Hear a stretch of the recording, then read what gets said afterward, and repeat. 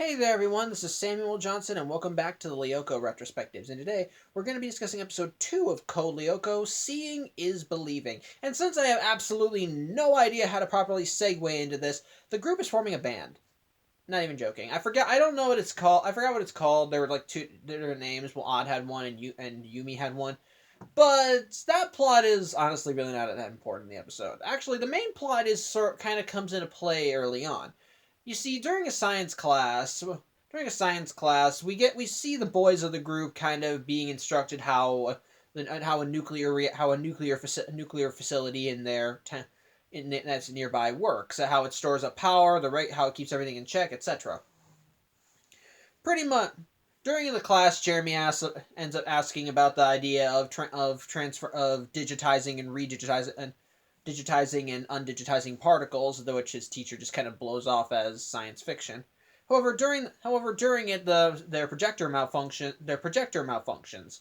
They pretty much just assume it's a burnt fuse, but Jeremy is paranoid and thinks that it was that Xana had something to do with it. The group is a little bit skeptical, of course, because power surges like that can happen all the time, but Jeremy is still skeptical, and so he wants to investigate. Going back to his room and asking Aelita if there's any activity in Lyoko. She says that there's not, but as the day goes on, things do start getting kind of worse. Things do start getting kind of worse as there are power surges throughout the whole school, and that just continue getting worse. Like machines stop working. Certain areas that have power to the point where Jeremy's computer, which he's using to talk to Aelita, ultimately malfunctions as well. See, as such, he realizes that there's a problem, and so he lets the group know that he's gonna go to the factory and see if there's anything wrong. As such, when he gets there, Aelita at first does say that there's nothing wrong, but upon investigating further, she finds that there are these surges going that there are surges going through Lyoko, which are meant to confirm that Xana has woken up and has activated a tower. As such, Jeremy does a deep scan and finds that this tower is once again in the desert region, and as such he calls the main group and gets them to come to the factory. When they get there, they figure out what Xana is planning. As before they left, as Jeremy earlier actually did see that the power was being centered on this.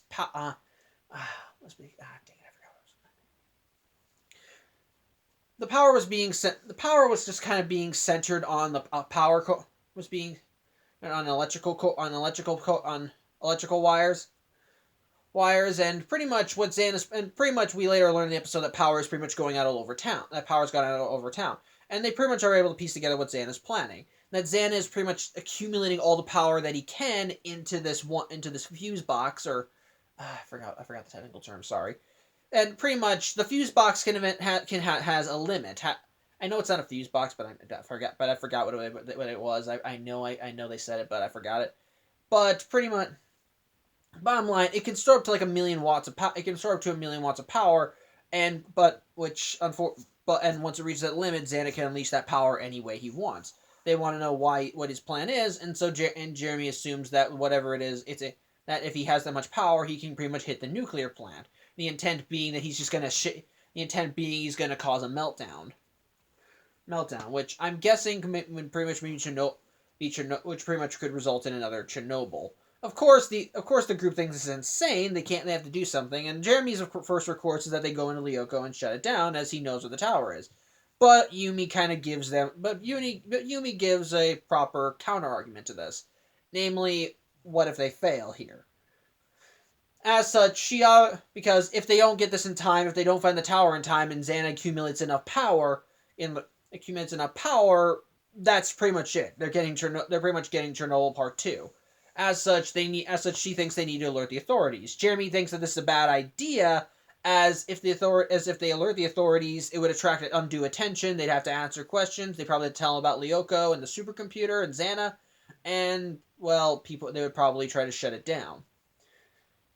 And this is actually where we kind of get into more of a plot into something that was touched upon, it was kind of touched on in the first episode briefly, and I think I did talk about it, but I'll go over it again. Namely, what's going on, because as I said, Lyoko is where, well, Lyoko is where Alita is, so is Xana. And so if this virus is able to interact with our world on such a level that it can cause major disasters, it would make sense that if you just want us to stop it, just shut off the computer and that's that. But that's part of the reason why Jeremy doesn't want to tell anyone, because that's because that would be their first solution. That's why he's trying to get Aelita out of the computer. Because if she's out, then that's what they can easily do. If she That's what they can just do. Shut off Lyoko and boom, Xana's gone and Aelita's safe. But that's why they don't just shut. Jeremy thinks that if other people know, then they would do that without having worrying about Alita. As such, the crew takes a vote. Jeremy and Odd vote against telling the authorities, while Ulrich and Yumi vote for. Then it gets pretty much 2-2. So Alita kind of calls in and asks if she has a vote too, and Jeremy says yeah, she's a part of the group, and Alita votes for, as she says that she doesn't want other people to suffer just to protect her. With the vote cast, Yumi heads off to try and alert the authorities, as Odd and Ulrich stay behind and go into Lyoko. And now we can actually get a good look at Ulrich's form. And again, I know they show it briefly in certain flashes here and there, but his form is a bit more.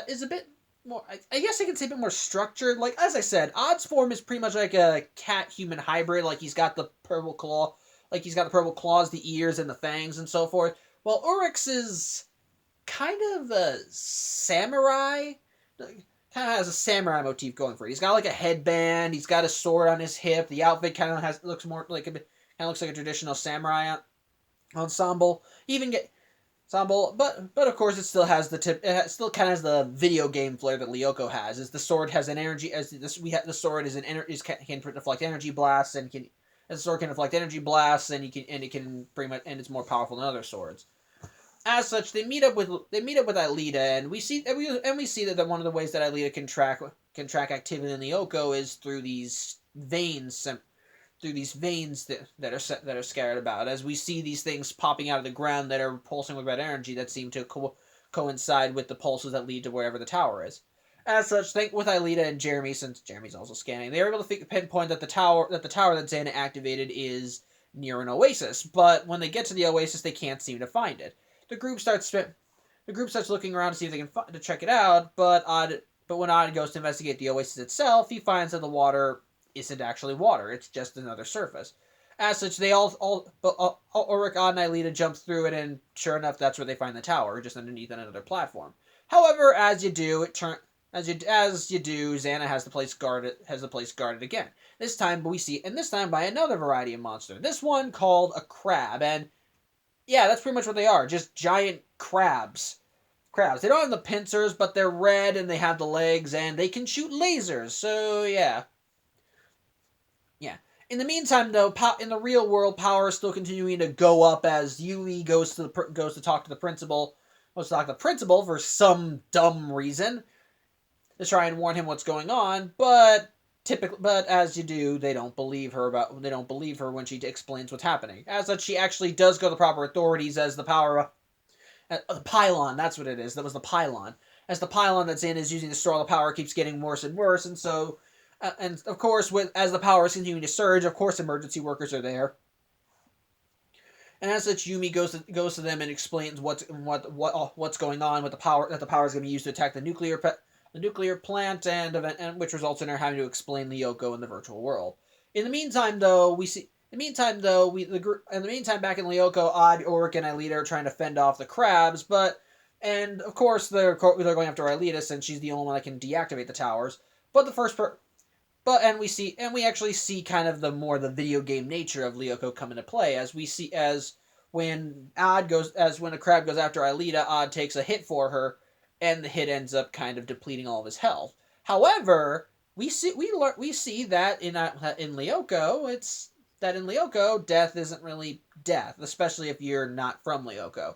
As when Odd gets hit, instead of getting like a game over, he's just booted out of Lyoko. As the next scene we see him is back in the scanner room, as after he disappears, he reappears there and he's just gasping for air. In the meantime, that just leaves Ulrich and Aelita, and we see one of Ulrich's other abilities in Lyoko as he's able to duplicate himself into 3 copies. As such, he's able to take out two. Two of his copies are able to take out 2 of the crabs, and the one of them gets zapped for his trouble. And so he and the remaining copy fuse back together, and he's able to take care of the remaining crab. As such, back in the real world, we see that Zan has managed to store enough power and is now sending all that energy straight to the nuclear plant. However, as it's getting closer and closer, we see Aelita go back into the tower and slowly but surely deactivate it, which in turn causes all the power that Zan accumulated just stop and fizzle out. As such, Jeremy and Odd just breathe a sigh of relief as, with the tower's deactivation, the Return to the Past protocol activates, and pretty much they're all just sent back in time They're all just sent back in time. As such, the episode ends as we see Odd, Ulrich, Yumi, and their 4th band member, one of Sissy's toadies, named that we learn in this episode is named Nicholas, jamming out. Also Jim. And we learn that Jim plays the trumpet, so. Once again, this episode is just alright. And that's again mostly, like the last episode, it really is still just more setup about these things. About the show. Pretty much, because once again we don't get much in the way of character development. We don't get much in the way of development per se with the main characters, but we still are getting. Well, we can still see them, and we still kind of see them interacting and getting to know each other. Though we do get kind of a hint of bad blood between Yumi and Sissy, because Sissy was in the science class, and so Yumi, and as she was leaving, she passed Yumi, who gave her kind of a glare, and Sissy returned it with just a smirk and a chuckle. So, yeah, we know that they don't like each other, but then again, I don't think anyone in that group likes Sissy, because she's, like I said, she's a bitch. But, really, the episode is just, it's mostly just there to kind of be more padding. It's there to help establish more stuff about what's going, about the characters in the situation. And what's the situation. Like I said, it expands on the whole idea, it expands on why Jeremy wants to get Aelita out of Lyoko, he wants to go for the simplest solution, just turn off the computer. But the problem lies in that Aelita, if they did that, then Aelita would they'd go away too. Ergo, get her out of Lyoko, they can just shut the supercomputer off, and Xana would go away. It's a smart plan. It's a smart plan, but of course, that's why they have to get Aelita out of there. It's nice, and it actually does make sense. And we do see more hints of him trying to go further along with him de-digitizing Aelita as he with the question in the science lab. It's nice. It's just simple stuff and building blocks. And once again, the tension does. And once again, it is interesting seeing all this stuff continue to be built up. Because in the beginning, you could easily think that Jeremy is being paranoid, because it is just a simple power. Because power surges can happen all the time. A little thing can just go off when you don't want it to, and as a result, it can just cause some technical problems and malfunctions. But in this case, you can't deny that something's going on as the power outages continue getting worse and worse, to the point where everyone's out of power, and any power that's remaining is in this one single pylon near a school. So yeah, at that point you do kind of have to think, okay, what the hell is up? But with that being said, though, I think a problem with this episode is the B plot, so to speak, which in this case is the stuff with the band. I'm sorry to say I don't really think it does much in the grand scheme of the episode. I mean, it does more to expand on certain things. Like we see more of Jim as a character, and admittedly from this episode and the last episode, he still kind of comes across as a goofball. He comes across more as a goofball who wants to be taken seriously. Like, for example, going with what we have in the last episode where he told off Millie and her friend, but then got scared by the giant teddy bear. But then again, who wouldn't be scared by a giant teddy bear that wants to kill you? Here we kind of see more of that. We kind of see the goofball aspect as, Well, part of the B plot for the episode is that Odd's looking for a drummer for the band, so they're holding auditions. One of the people that shows up is Jim, though he's not there to play the band and play the drums. He's there playing the trumpet. Which when seeing him, the group just Odd, Umi, and Yurik are just like, Odd, Yumi. Am I saying Umi? I'm saying Umi, aren't I? It's Yumi. Sorry. Either way, they just kind of like to that. To him, but then they initially end up ditching him when Jeremy calls and tells them that Xana's behind the power surges. Though before they leave, he does try to say no one's leaving until I get in your band. And so yeah, he does feel like he's kind of a goofball who wants to be taken seriously, which admittedly I think kind of makes him a bit more likable as he seems like it looks like his heart's in the right place. He seems like a nice guy. He's trying to do his best, but at the same time, he's still kind of a goof. And again, another thing that kind of this episode does is it kind of helps expand on Sissy. Something I forgot to mention in the last vlog was that Sissy kind of has these two little toadies running around. I did mention them, and I just kind of, it was a side note. There's this nerdy kid who kind of looks wormy and kind of weird. Like, he's like the... how do I explain it? He looks like if a mad scientist started going crazy when he was still in elementary school. Kind of like the outcast nerd, the one that is completely socially awkward and draws pictures and has a list of people that they don't like that they'll blow up with their ray gun.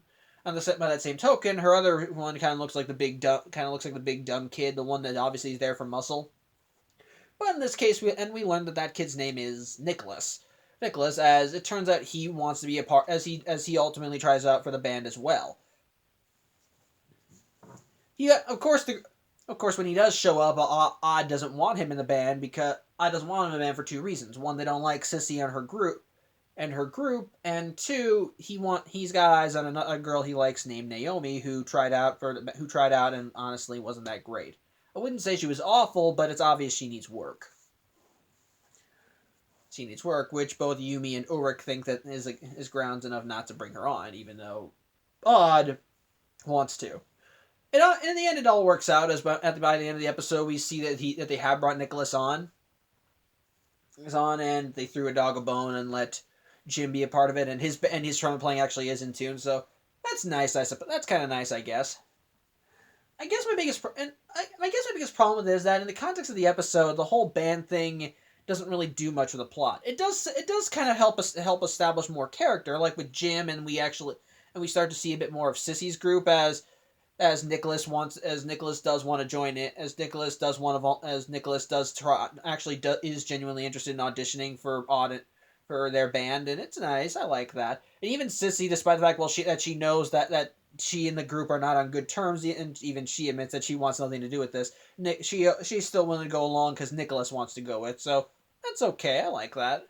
It's expanding more. It's expanding more. It's just little things being set up little by little. It's obvious that this episode is still laying the foundation for the rest of the series, and it's still doing. And like with the last episode, it's doing it fine. We learn a bit more about Jeremy and what's going on with him and Aelita, what the connection with Lyoko. We see more stuff. We get more expansion on side characters like Jim and Sissy's group with Nicholas. Sorry, I almost called him Francis there.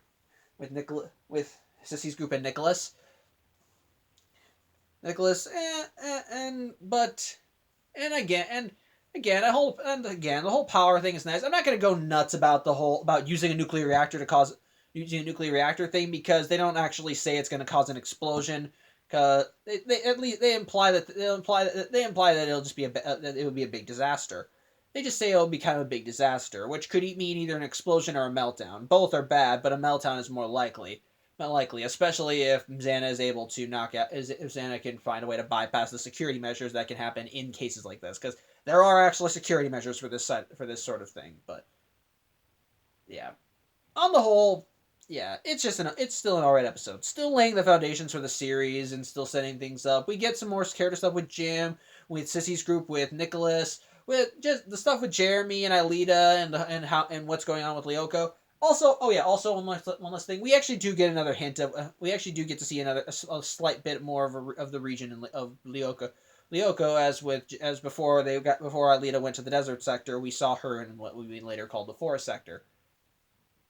I just thought I'd mention that. I'm not gonna give my full thoughts on that since we only see it for like a scene, but that so yeah. So but yeah. I think that's pretty much all I have to say.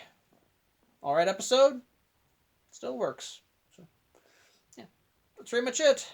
Thanks for watching. I'm Samuel Johnson, and I will see you next week. Take care.